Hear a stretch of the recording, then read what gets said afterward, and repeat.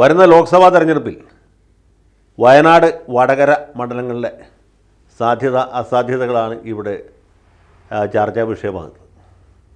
വയനാട്ടിനെ സംബന്ധിച്ചോളം പറഞ്ഞാൽ അത് 2009 പുതിയതായിട്ട് രൂപം കൊണ്ട ഒരു മണ്ഡലമാണ്. അതിനുമുമ്പ് വയനാട് മണ്ഡലം ഉണ്ടായിരുന്നില്ല. വയനാട് ജില്ലയിലുള്ള മണ്ഡലങ്ങൾ യഥാക്രമം കണ്ണൂർ മണ്ഡലത്തിലും കോഴിക്കോട് മണ്ഡലത്തിലുമായിട്ട് ആണ് ഉണ്ടായിരുന്നത്. അന്ന് കോഴിക്കോടിന് കുറേ കൂടി UDF സ്വഭാവം ഉണ്ടായിരുന്നു. ഈ പുനർനിർണയത്തിന് ശേഷം കോഴിക്കോട് ഒരു LDF അനുകൂല മണ്ഡലമായിട്ട് മാറുകയും വയനാട് ഒരു കടുത്ത കോൺഗ്രസ് സ്വഭാവമുള്ള അല്ലെങ്കിൽ UDF സ്വഭാവമുള്ള മണ്ഡലമായിട്ട് ഉരുത്തിരിഞ്ഞ് വരികയും ചെയ്തു എന്നുള്ളതാണ് യാഥാർത്ഥ്യം. വയനാട്ടിലെ 3 മണ്ഡലങ്ങളുണ്ട്: മാനന്തവാടി, കൽപ്പറ്റ, സുൽത്താൻ ബത്തേരി. പിന്നെ കോഴിക്കോട് ജില്ലയിൽ ഒരു മണ്ഡലമുണ്ട്, അത് തിരുവമ്പാടിയാണ്.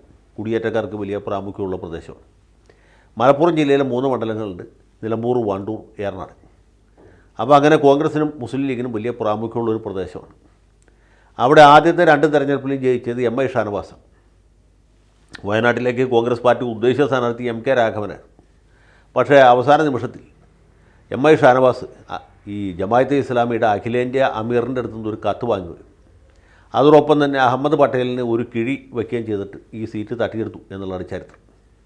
അങ്ങനെ വയനാട്ടിൽ നിന്ന് കുടിയിറക്കപ്പെട്ട MK രാഘവൻ കോഴിക്കോട്ട് വന്ന് മത്സരിക്കുകയും കോഴിക്കോട്ട് മത്സരിക്കാൻ സന്നദ്ധനായി നിന്ന T സിദ്ദിഖ് മണ്ഡലമില്ലാത്ത അവസ്ഥയിലേക്ക് നടതള്ളപ്പെടുകയും ചെയ്തു.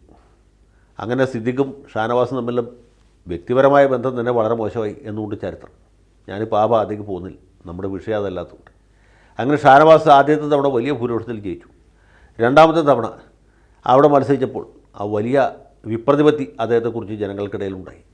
എന്നാലും ചെറിയ ഭൂരിപക്ഷത്തിൽ, നേരിയ ഭൂരിപക്ഷത്തോടെ അദ്ദേഹം ആ സീറ്റ് നിലനിർത്തുകയാണ് ചെയ്തത്. കഴിഞ്ഞ തെരഞ്ഞെടുപ്പിൽ ഒരു പ്രായശ്ചിത്തം എന്ന രീതിയിൽ T സിദ്ദിഖിൻ്റെ പേര് പരിഗണിച്ചു. സിദ്ദിഖിന് സീറ്റ് കൊടുക്കണം എന്ന് ഉമ്മൻചാണ്ടി വാശി പിടിച്ചു. വയനാട് സീറ്റിന് ഒരുപാട് ആവശ്യക്കാരുണ്ടായിരുന്നു. കാരണം വയനാട്ടിൽ നിന്നാൽ നിസ്സാരമായിട്ട് ജയിക്കാം എന്നുള്ളതുകൊണ്ട്. MI ഷാനവാസ് 2 തവണ ജയിച്ചു എന്ന് പറഞ്ഞാൽ പിന്നെ കേരളത്തിൽ ആര് മത്സരിച്ചാലും ചെയ്യും. അത്രയും സുരക്ഷിതമായ, അത്ര ഉറപ്പുള്ള ഒരു മണ്ഡലമാണ് വയനാട്. അങ്ങനെ ഒരുപാട് ആവശ്യക്കാരുണ്ടായിരുന്നു. ഷാനിമോൾ ഉസ്മാൻ അടക്കം, VV പ്രകാശ് അടക്കം ഒരുപാട് പേർ വയനാട് സീറ്റിന് വേണ്ടിയിട്ട് വിലപേശി. ഷാനവാസിൻ്റെ മകളും വേണമെങ്കിൽ മത്സരിച്ച് ജയിച്ച് ജനങ്ങളെ സേവിക്കാൻ സന്നദ്ധയായിരുന്നു. പക്ഷേ ഉമ്മൻചാണ്ടിയുടെ മകനോ അല്ലെങ്കിൽ PT തോമസിൻ്റെ സഹധർമ്മിണിക്കോ നമ്മുടെ G കാർത്തികേയൻ്റെ മകനോ കിട്ടിയൊരു പരിഗണന ഷാനവാസിൻ്റെ മകൾക്ക് കിട്ടിയില്ല. അതിന് ആവശ്യക്കാർ കോൺഗ്രസ് പാർട്ടിയിലുണ്ടായിരുന്നു എന്നുള്ളതുകൊണ്ടാണ് അവസാനം ഉമ്മൻചാണ്ടിയുടെ പിടിവാശി ജയിച്ചു. സിദ്ദിഖ് സ്ഥാനാർത്ഥിയായി. സിദ്ദിഖിന് വേണ്ടി ചുമരെഴുതാൻ തുടങ്ങി. സിദ്ദിഖ് വീട് കയറി പ്രചരണം തുടങ്ങി. അതിലായപ്പോൾ ഉമ്മൻചാണ്ടി അങ്ങനെ ഒറ്റയ്ക്ക് ഏകപക്ഷീയമായിട്ട് ഗോളടിച്ച് ജയിക്കണ്ട എന്ന് കരുതി KC വേണുഗോപാൽ ഒരു വലിയ തന്ത്രം അവിടെ പ്രയോഗിച്ചു. അത് തുറുപ്പുകുലാനാണ്. അവസാന നിമിഷം രാഹുൽ ഗാന്ധിയെ ഒരു സ്ഥാനാർത്ഥിയാക്കി വയനാട്ടിൽ കൊണ്ടുവന്ന് ഇറക്കി. സിദ്ദിഖിന് വല്ലതും ചെയ്യാൻ പറ്റുമോ? രാഹുൽ ഗാന്ധിയാണ്. സിദ്ദിഖ് കണ്ണീരോടുകൂടി ആ സീറ്റ് വിട്ടുകൊടുത്തു. അങ്ങനെ രാഹുൽ ഗാന്ധി സ്ഥാനാർത്ഥിയായി. രാഹുൽ ഗാന്ധി വന്നുകൂടി തെരഞ്ഞെടുപ്പിൻ്റെ മൊത്തത്തിലുള്ള ചിത്രം മാറി. കേരളത്തിലെമ്പാടും UDFന് അനുകൂലമായ ഒരു വികാരമുണ്ടായി. അന്യത ലീഗിൻ്റെ പല സ്ഥാനാർത്ഥികളെയും കാലുവാരാൻ തയ്യാറായി നിന്ന, പ്രത്യേകിച്ച് പൊന്നാനിയിൽ അങ്ങനെ കാലുവാരാൻ നിന്ന കോൺഗ്രസ്സുകാർ മനസ്സ് മാറി. അവരും UDF സ്ഥാനാർത്ഥികളുടെ വിജയത്തിന് വേണ്ടി പ്രവർത്തിച്ചു. അങ്ങനെ രാഹുൽ ഗാന്ധി വന്നതുകൊണ്ട് UDFന് വലിയ വിജയം ഉണ്ടായി. UDFൻ്റെ വിജയത്തിലേക്ക് നയിച്ച ഒരു പ്രധാന കാരണം രാഹുലിൻ്റെ രംഗപ്രവേശമായിരുന്നു.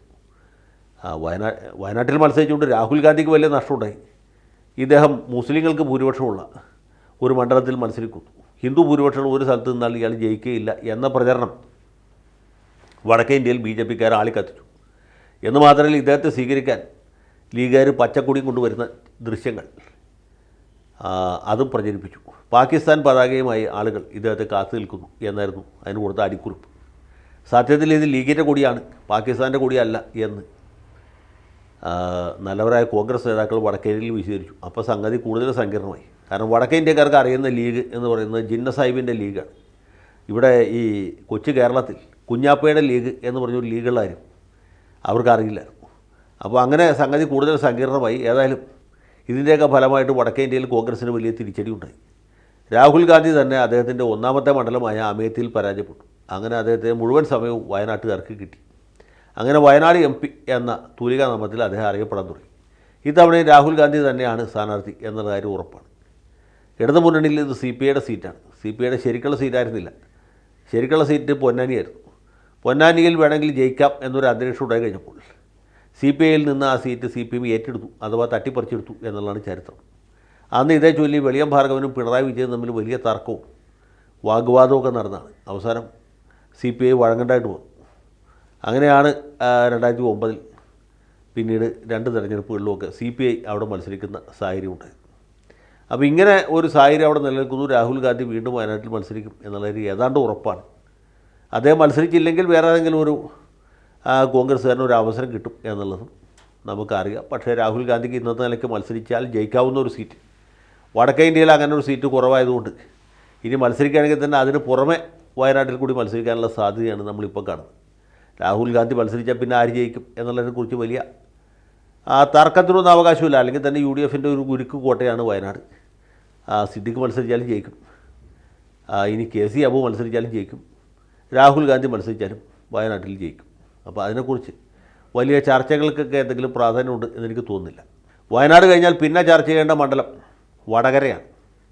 വടകരയെ സംബന്ധിച്ചോളം പറഞ്ഞാൽ LDFൻ്റെ ഏറ്റവും ഉറച്ച സീറ്റാണ് വടകര. CPMകാരെ ഏറ്റവും അധികമുള്ള, ഇടതുപക്ഷക്കാരെ ഏറ്റവും അധികമുള്ള മണ്ഡലമാണ് വടകര.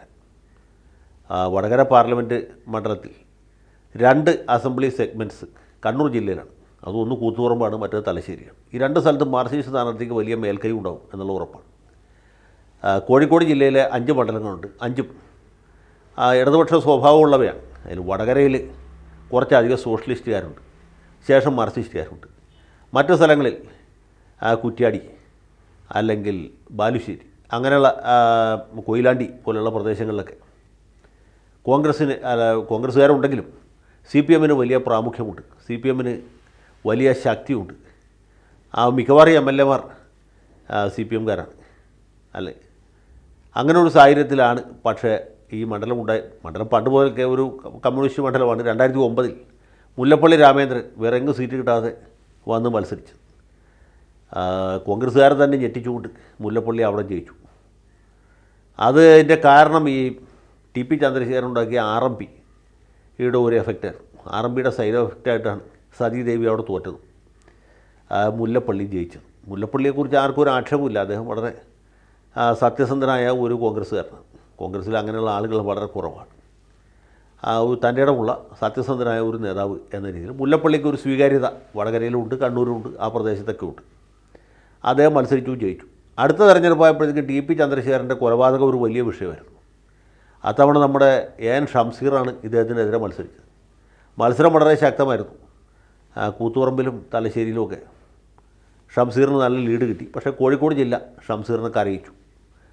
ചെറിയ വ്യത്യാസത്തിലാണെങ്കിൽ പോലും മുല്ലപ്പള്ളി വിജയിച്ചു. കഴിഞ്ഞ തവണ മുല്ലപ്പള്ളി തല്ലിക്കൊന്നാലും മത്സരിക്കില്ല എന്ന നിലപാട് സ്വീകരിച്ചു. തോറ്റുപോകും എന്ന് ഭയന്നിട്ടല്ല, പക്ഷേ എതിർ സ്ഥാനാർത്ഥി ജയിക്കും എന്ന സംശയം കൊണ്ടാണ് P ജയരാജൻ്റെ സ്ഥാനാർത്ഥിയായിട്ട് കൂട്ടും. P ജയരാജനെതിരെ മത്സരിക്കാൻ കോൺഗ്രസ് പാർട്ടിയിൽ തൻ്റെ ഇടമുള്ള ഒരാളുമില്ല എന്ന അവസ്ഥ വന്നു. മുല്ലപ്പള്ളി മത്സരിക്കില്ല. DCC പ്രസിഡന്റ് സിദ്ദിഖാണ്. സിദ്ദിഖ് വയനാട്ടിൽ മത്സരിക്കും, വടകര മത്സരിക്കാൻ നിവൃത്തിയില്ല എന്ന തത്വാധിഷ്ഠിത നിലപാട് സ്വീകരിച്ചു. പിന്നെ ഈ ഏഴാംകൂലികളുടെ പേരുകളാണ് അധികം ചർച്ചയ്ക്ക് വന്നത്. കൊള്ളാവുന്ന ഒരാൾ മത്സരിക്കാത്ത സാഹചര്യം വന്നു. ഒന്നുകിൽ സീറ്റ് ലീഗിന് വിട്ടുകൊടുക്കാം, അല്ലെങ്കിൽ RMPക്ക് കൊടുക്കാം, അല്ലെങ്കിൽ BJP കൊടുക്കാം, അതല്ലെങ്കിൽ സ്ഥാനാർത്ഥിയെ മത്സരിപ്പിക്കാതെ P ജയരാജൻ ഏകപക്ഷീയമായിട്ട് ജയിക്കട്ടെ, എതിരില്ലാതെ ജയിക്കട്ടെ എന്ന തീരുമാനത്തിലേക്ക് പോകാം എന്ന അവസ്ഥയിൽ നിൽക്കുമ്പോഴാണ് ഉമ്മൻചാണ്ടി K മുരളീധരൻ്റെ പേര് നിർദ്ദേശിക്കുന്നത്. K മുരളീധരൻ എന്ന് പറഞ്ഞാൽ വെറും ഒരു മുരളീധരനല്ല, അത് കണ്ണോത്ത് കരുണാകരൻ്റെ മകനാണ്. ആ വീരപാരമ്പര്യം ഉള്ള മുരളീധരൻ വടകരയിൽ മത്സരിക്കാമെന്ന് സമ്മതിക്കുകയും വടകരയിൽ വന്നിറങ്ങിയ അദ്ദേഹത്തിന് വീരോചിതമായ ഒരു സ്വീകരണം ലഭിച്ചു. അപ്പോൾ തന്നെ P ജയരാജൻ്റെ പരാജയം ഉറപ്പായി. തെരഞ്ഞെടുപ്പ് കഴിഞ്ഞപ്പോഴും അത് തന്നെ ആവർത്തിച്ചു. P ജയരാജൻ ദയനീയമായിട്ട് തോറ്റുപോയി. K മുരളീധരൻ പ്രതീക്ഷിച്ചേക്കാൾ കൂടിയ ഭൂരിപക്ഷത്തോടെ വിജയിച്ചു. K മുരളീധരൻ എങ്ങനെ ജയിച്ചു എന്ന് ചോദിച്ചാൽ കോൺഗ്രസ്സുകാരുടെ, ലീഗുകാരുടെ, വീരൻ്റെ പാർട്ടിക്കാരുടെ വോട്ട് തീർച്ചയായിട്ടും ഉണ്ടായിരുന്നു. അതിനേക്കാൾ ഉപരി മാർക്സിസ്റ്റ് പാർട്ടിയിൽ തന്നെ ഈ നേതൃത്വത്തോടും അവരുടെ വികലമായ നയപരിപാടികളും വിയോജിപ്പുള്ള ഒരു വിഭാഗം ഉണ്ടായിരുന്നു. ഇവരെല്ലാവരും യാതൊരു ആർത്തശങ്കയും ഇല്ലാതെ K മുരളീധരൻ വോട്ട് ചെയ്തു, അദ്ദേഹത്തെ വിജയിപ്പിച്ചു എന്നുള്ളതാണ് യാഥാർത്ഥ്യം. പാർട്ടി ഗ്രാമങ്ങളിൽ പോലും K മുരളീധരൻ നന്നായിട്ട് വോട്ട് പിടിച്ചു. അങ്ങനെയാണ് മുരളീധരൻ ജയിച്ച് വടകര MP ആയിട്ട് മാറിയത്. അപ്പോൾ മാർക്സിസ്റ്റ് പാർട്ടിയുടെ ശക്തി കേന്ദ്രത്തിൽ കോൺഗ്രസ് 3 തവണ തുടർച്ചയായിട്ട് ജയിച്ചു. 3 തവണയും വിജയത്തിലേക്ക് നയിച്ച സാഹചര്യം എന്ന് പറയുന്നത് CPM-നകത്തുള്ള പടലപ്പിണക്കവും വേലവെപ്പും കുതികാൽ വെട്ടും ആയിരുന്നു. ഇത്തവണ എന്ത് സംഭവിക്കും എന്ന് പറയാനായിട്ടില്ല. വടകരയിൽ ആരാണ് കോൺഗ്രസ് സ്ഥാനാർത്ഥി എന്നും വ്യക്തമായിട്ടില്ല. വടകരയിൽ BJPക്ക് അത്യാവശ്യം ശക്തിയുള്ള സ്ഥലമാണ്. പക്ഷേ അതുകൊണ്ടൊന്നും ഇലക്ഷൻ ജയിക്കാനോ ജാമ്യസംഖ്യ തിരിച്ചു പിടിക്കാനോ പോലും സാധിച്ചു എന്ന് വരില്ല. അപ്പോൾ കോൺഗ്രസ് സ്ഥാനാർത്ഥിയായിട്ട് മുരളീധരൻ മത്സരിക്കുമ്പോൾ തീർച്ചയായിട്ടും അദ്ദേഹത്തിൻ്റെ ജയസാധ്യത വളരെ കൂടുതലാണ്. അതേസമയത്ത് മാർക്സിസ്റ്റ് പാർട്ടിയുടെ ശക്തി കേന്ദ്രം എന്നുള്ള നിലയ്ക്ക് അവർ തിരിച്ചു പിടിക്കാൻ താല്പര്യപ്പെടുന്ന ഏറ്റവും പ്രധാനപ്പെട്ട മണ്ഡലമാണ് വടകര.